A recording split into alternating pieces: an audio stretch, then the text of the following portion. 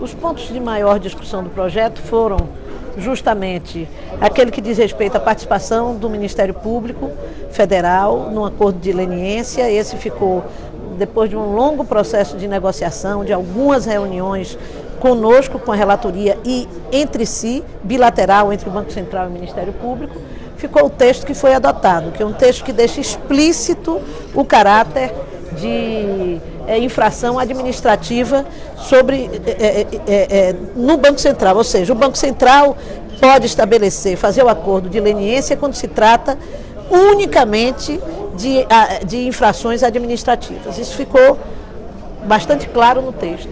Essa foi talvez a principal divergência, né, que tinha um relatório.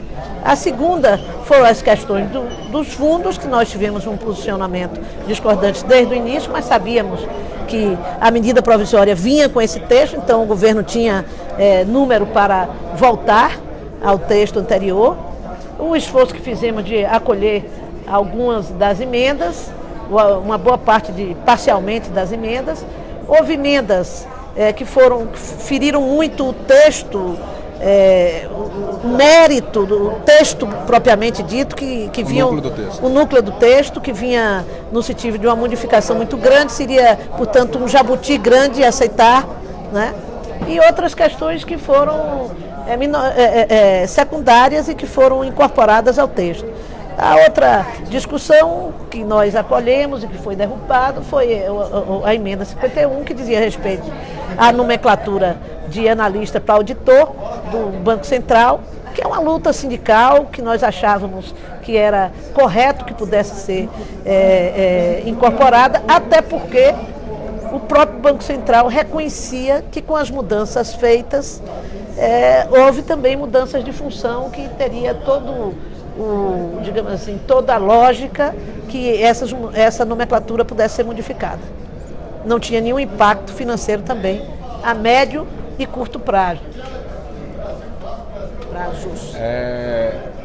A senhora tinha implementado a criação de um colegiado para análise, em segunda instância, dos acordos de leniência no Banco Central e na CVM, que era um ponto que tinha um pouco de discordância do governo.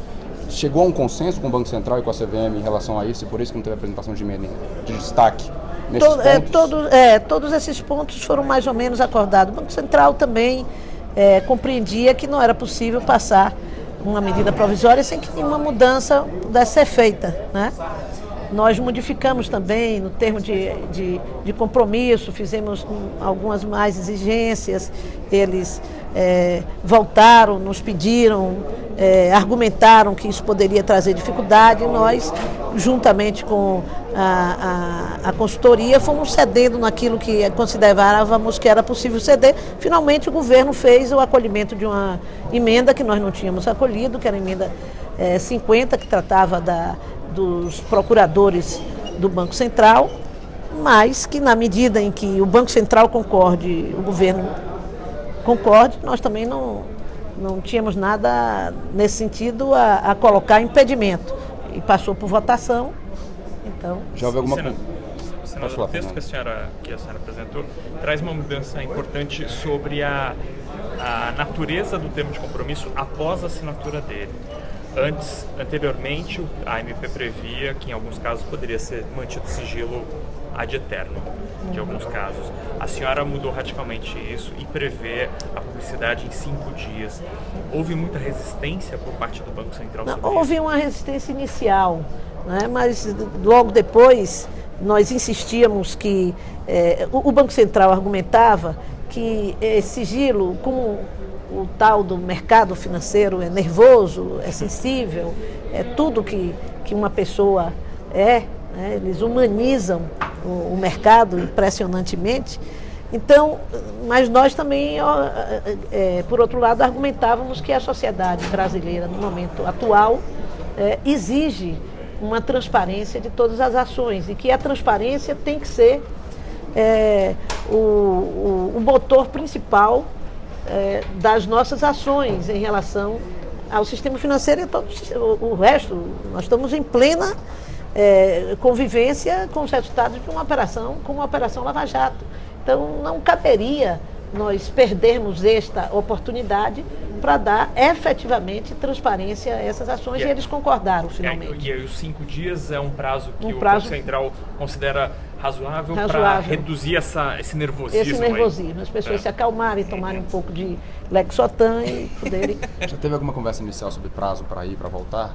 Porque um dos medos da senhora de votar antes do feriado era que não desse tempo de chegar no Senado Federal e o Eunício pautar. Agora, isso daí é um problema do governo.